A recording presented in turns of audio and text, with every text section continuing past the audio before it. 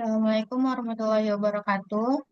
Sebelumnya, izin memperkenalkan diri. Kami dari kelompok C ingin mempresentasikan hasil proyek kami. Sebelumnya izin memperkenalkan diri, nama saya Nuraila Zahra. Nama saya Alay Charissa Daniela Kalalo.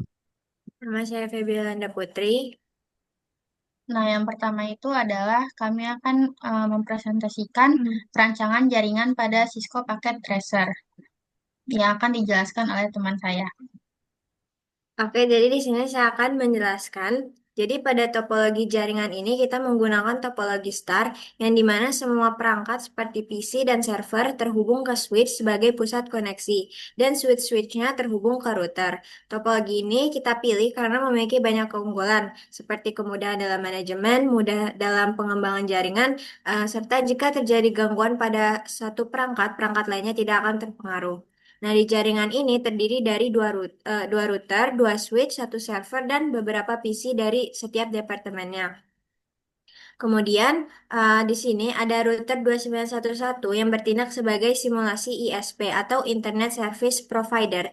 Jadi, router ini menggantikan perangkat cloud karena pada Cisco Packet Tracer, cloud tidak bisa menyimulasikan internet secara nyata. Khususnya dalam hal merespon ping ke alamat seperti 8.8.8, maka dari itu ada loopback address. Jadi digunakan pada router ISP ini agar dapat memberikan balasan ping. Kemudian router 211 ini sebagai router utama jaringan lokalnya. Jadi perannya untuk mengatur komunikasi antar VLAN, menerapkan network address translation agar perangkat dalam jaringan bisa mengakses internet, serta juga untuk menjalankan akses control list untuk mengatur dan membatasi akses sesuai kebijakan.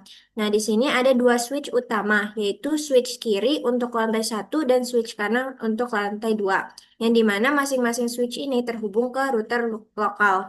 Dan setiap departemen terdiri dari beberapa PC dan printer yang disambungkan ke port tertentu di switch sesuai dengan pembagian berikut. Jadi, di lantai satu ini menggunakan switch kiri, yang dimana dari Departemen Keuangan menggunakan port FA 0/1 sampai /5. Untuk pemasaran dari /6 nyampe /11. Untuk pengembangan dari /12 nyampe /16. Dan untuk lantai 2 itu juga sama karena dia menggunakan switch yang berbeda. Nah, di switch lantai 2 ini terhubung ke server karena di departemen produksi kita menggunakan layanan DHCP untuk mendapatkan alamat IP secara otomatis. Sedangkan departemen lainnya ini menggunakan pengalamatan IP statis. Nah, di dalam jaringan ini kita menggunakan teknik subnetting dengan /28 yang memberikan 14 alamat host yang bisa digunakan per subnet. Jadi pengalamatan ini juga dibagi ke dalam 60 VLAN yang dimana VLAN 10 ini untuk Departemen Keuangan, pilihan 20 pemasaran, pilihan 30 untuk pengembangan. Kemudian selanjutnya itu pilihan 40, 50, 60 untuk yang di lantai duanya.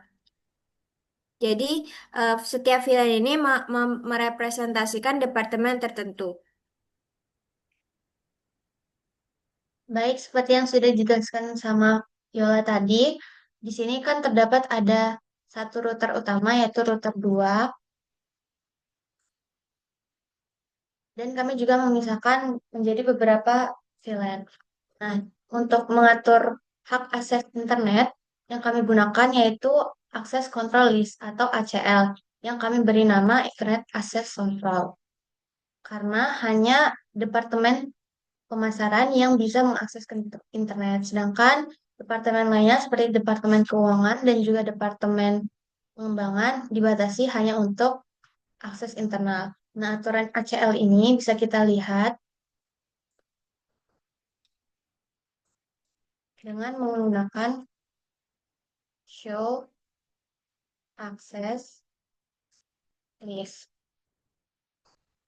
Nah, di sini terdapat beberapa aturan seperti eh, extend IP access list and internet access control yang dimana itu merupakan ACL yang kami buat dengan beberapa peraturan seperti salah satunya untuk mengizinkan hanya VLAN 20 yang bisa mengakses internet, sedangkan VLAN lainnya itu tidak bisa.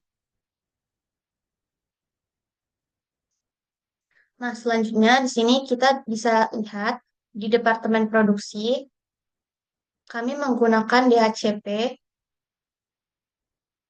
yang berada di server dan terhubung ke switch lantai 2. Nah, DHCP ini memberikan IP otomatis ke perangkat di departemen produksi yaitu VLAN 60. Yang dimana kita bisa lihat di sini ada di IP config menggunakan DHCP dan langsung dapat menginputkan nilai secara otomatis, menginputkan IP secara otomatis tanpa kami inputkan manual. Seperti ini. Nah, selanjutnya kita akan melakukan pengujian dari Departemen Pemasaran. Misalkan kita coba ping ke 8.8.8. Nah, saat ping ke 8.8.8 dilakukan dari PC Departemen Pemasaran VLAN 20, hasilnya berhasil. Artinya, departemen ini dapat mengakses internet secara ACL yang diizinkan. Sedangkan, misalnya kita coba di Departemen Keuangan, kita coba pengujian ping 1.1.1, hasilnya gagal. Atau ada destination host unreachable, itu menunjukkan bahwa ACL ini berhasil membatasi akses internet untuk departemen selain pemasaran. Setelah itu, kita akan lanjut ke pengujian antar VLAN. Misalkan di sini saya mau dari uh, isi 0 Departemen Keuangan itu mau ngeping ke uh, antar departemen di lantai 1. Misalkan 192, 168, 33.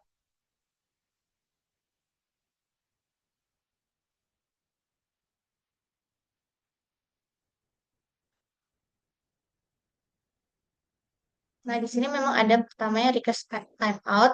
Kemudian setelah dilakukan lagi, dia bakalan berhasil semua. Nah, sekarang kita coba untuk antar lantai. Misalkan kita ping ke um, VLAN 60, yaitu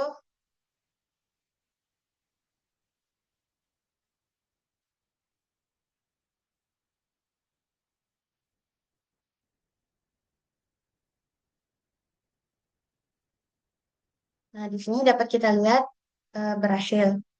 Jadi simulasi ini em, berhasil melakukan ping ke antar departemen di lantai 1 dan juga di lantai 2. Selanjutnya akan dijelaskan oleh Ayla. Nah, kemudian saya di sini akan menjelaskan tentang soal yang kedua, yaitu simulasi serangan sniffing. Nah, pada simulasi serangan sniffing ini, langkah pertama itu adalah kita menyiapkan Oracle VirtualBox sebagai platform virtualisasinya dan Wireshark sebagai alat sniffing untuk menangkap lalu lintas jaringannya. Nah, di dalam VirtualBox ini, saya membuat satu mesin virtual menggunakan sistem operasi Ubuntu yang akan berperan sebagai komputer korban. Nah, eh, yang pertama itu adalah cek koneksi dan identifikasi IP korbannya. Ini kita pakai IP A. Kemudian kita lihat IP-nya yaitu 192.168.18.22. Nah, setelah kita cek IP-nya, kita langsung jalankan Wireshark-nya dulu. Kita di sini menggunakan WiFi karena dia jaringannya sama dengan komputer korban itu. Kemudian eh, di dalam virtual box-nya kita simulasi aktivitas korban. Jadi untuk menghasilkan lalu lintas HTTP yang mudah dianalisis itu, saya menggunakan perintah curl dari terminal Ubuntu. Jadi di sini pakai curl HTTP testphp.fullweb.com login php. PHP. Nah, kemudian untuk di websitenya itu, jadi di websitenya itu kita pakai display filter, IP, ADR ini, terus sama dengan IP komputer korbannya itu, kemudian kita jalankan.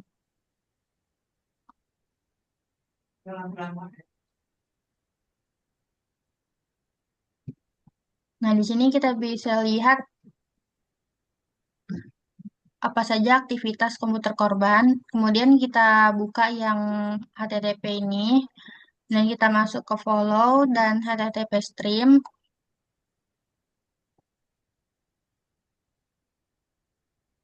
Nah, jadi di sini kita bisa melihat apa saja aktivitas korban itu. Kemudian kita dapat melihat isi dari request HTTP termasuk data yang dikirim seperti username dan passwordnya karena protokol HTTP ini tidak dienkripsi. Nah, jadi dari simulasi ini dapat disimpulkan bahwa sniffing ini metode yang efektif untuk memantau data sensitif jika data tersebut dikirim melalui protokol yang tidak aman seperti HTTP. Nah, serangan ini itu dapat dilakukan karena komputer penyerang dan korban masih dalam satu jaringan yang sama atau WiFi yang sama. Kemudian kita langsung lanjut saja ke pertanyaannya. Untuk pertanyaan pertama itu ada protokol apa dan stem berapa aktivitas komputer korban yang dideteksi. Nah, di sini kita bisa melihat protokol itu ada TCP, HTTP, kemudian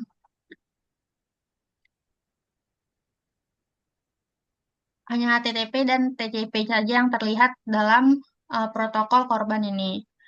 Kemudian yang kedua itu, kenapa aktivitas komputer korban itu dapat terdeteksi oleh penyerang atau sniffing itu. Jadi aktivitas komputer korban itu dapat dideteksi karena komputer penyerang tuh berada dalam jaringan yang sama dan menjalankan Wireshark dalam mode promiscuous. Jadi mode ini memungkinkan Wireshark itu menangkap semua lalu lintas jaringan. Jadi bukan hanya yang ditujukan untuk komputer penyerang. Nah, selain itu, data yang dikirimkan oleh korban itu menggunakan protokol yang tidak aman seperti HTTP tadi atau FTP, sehingga informasi sensitif seperti username dan password itu dikirim dalam bentuk teks biasa dan dapat dibaca langsung di websitenya itu. Kemudian, langkah yang tepat untuk mencegah aktivitas komputer korban terhindar dari sniffing itu, yang pertama itu gunakan protokol terenkripsi. Jadi selalu akses situs web dengan protokol HTTPS bukan HTTP.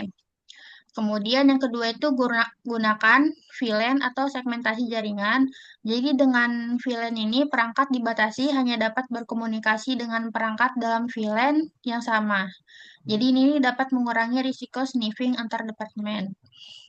Nah, yang ketiga itu adalah aktifkan enkripsi dan keamanan jaringan. Kita juga bisa menggunakan VPN untuk mengenkripsi seluruh lalu lintas jaringan, terutama di jaringan publik, dan bisa juga menggunakan firewall dan IDS atau IPS untuk mendeteksi aktivitas abnormal. Nah, yang terakhir itu adalah kita bisa menonaktifkan Prometheus pada mode pada switch. Jadi kita pastikan switch pada jaringan kita itu dikelola dengan baik dan tidak mengizinkan promiscuous mode kecuali diperlukan. Mungkin sekian presentasi dari kami. Wassalamualaikum warahmatullahi wabarakatuh.